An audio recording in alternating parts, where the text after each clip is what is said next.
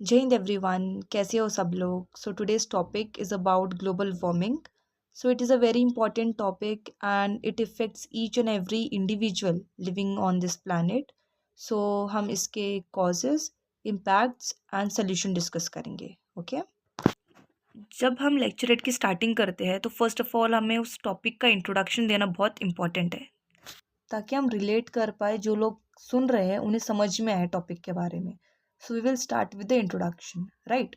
So, starting with introduction, global warming refers to the long term increase in Earth's average surface temperature due to the accumulation of greenhouse gases such as carbon dioxide, methane, and nitrous oxide in the atmosphere. अगर आप Google में search करेंगे इसकी definition तो ये कुछ ऐसी ही आएगी ऑलमोस्ट. सो इट्स बेटर कि आप ये डेफिनेशन लर्न करके जाए, ताकि अच्छा इम्पैक्ट पड़ेगा. तो this is very easy to learn कि ये बहुत एक लॉन्ग टर्म प्रोसेस है, जिससे क्या होता है, जो अर्थ का जो सरफेस का जो टेम्परेचर है वो इंक्रीज हो जाता है. मतलब बेसिकली अर्थ का टेम्परेचर इंक्रीज हो जाता है, क्योंकि बहुत सारे गैसेस उस पर एक्यूमुलेट हो जाती है, आ जाती है, जैसे कि कार्बन डाइऑक्साइड, मीथेन और नाइट्रस ऑक्साइड. ठीक है, इसको आप 2-3 बार पढ़ लोगे तो it will be easy to learn for you. Then next is this gases trap. ये ट्रैप है, TRAP. This gases trap heat from the sun, causing phenomena known as greenhouse effect. तो ये जो गैसेस होती है, ये जो heat trap कर लेती है, मतलब सन की जो रेडिएशंस है उसमें से जो हीट आती है, वो ये जो गैसेस है वो ट्रैप कर लेती है, जिसकी वजह से टेम्परेचर बढ़ जाता है अर्थ का. तो बेसिकली यही लिखा है यहाँ पे. ठीक है. The main contributors are human activities like burning of fossil fuels, deforestation and industrial processes. I hope ये याद हो जाएगा. It's very easy to learn. Now let's see the impacts of global warming. ठीक है. The impacts of global warming are alarming. Over the last century, Earth's average temperature has risen by 1.54 degrees Celsius, with 2024 being one of the hottest year on record. So मैंने इसमें थोड़ा सा detail दे दिया, थोड़ा facts दे दिया कि I know about this topic.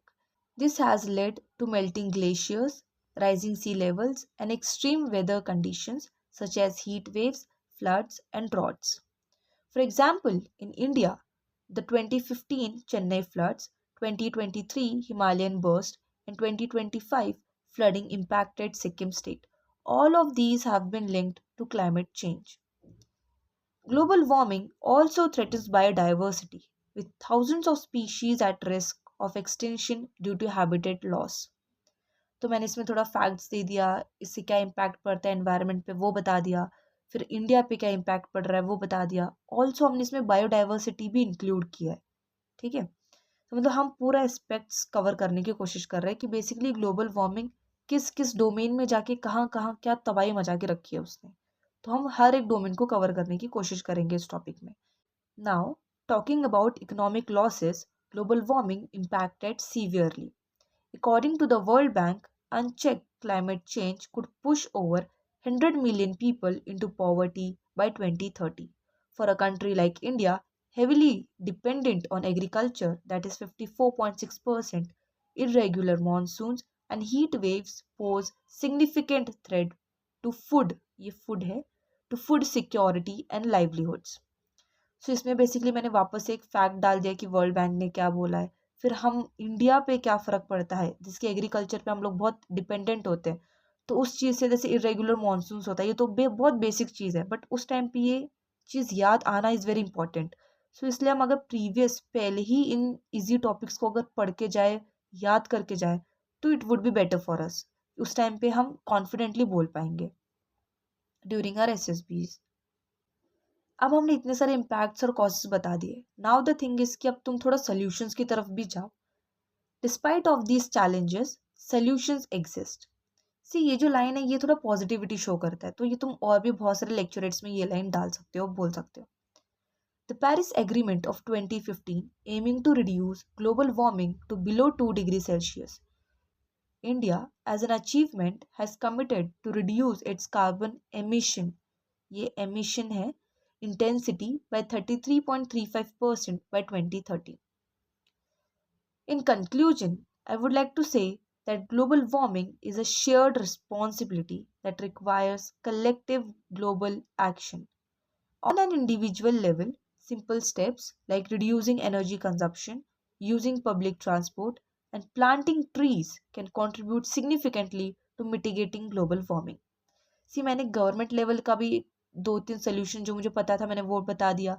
इसमें initiatives भी है, for example like national action plan for climate change. तो मैं ये इनिशिएटिव भी डाल सकती हूँ इसमें, जो कि गवर्नमेंट का इनिशिएटिव है.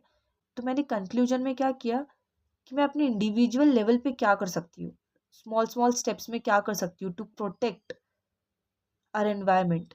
तो मैंने वो एक ऐड कर दिया. अब लास्ट लाइन में, ये एकदम लास्ट लाइन होती है, तो यहाँ पे you can even add slogans. अगर कुछ होंगे तुम्हारे तो यू कैन ऐड दैट. अगर तुम्हें याद आ रहे होंगे उस टाइम पे तो it's better to add. Okay, for example जैसे महात्मा गांधी जी का स्लोगन है, the earth provides enough to satisfy every man's need but not every man's greed. तो ये एक स्लोगन है जो तुम इसमें डाल सकते हो. इवन ये स्लोगन तुम क्लाइमेट चेंज में डाल सकते हो, डिफॉरेस्टेशन में डाल सकते हो, जहाँ पे भी तबाही हो रही है मतलब एनवायरनमेंट की, वहाँ तुम डाल सकते हो ये स्लोगन. सी, तो लास्ट में you have to very confidently say, और थोड़ा वॉइस पिच अप करके you have to say this line कि let us work together to protect our planet for future generation. Thank you. Thank you बोलते time थोड़ा smile कर देना ताकि थोड़ा पॉजिटिव इम्पैक्ट पड़े. That's all for today. Thank you.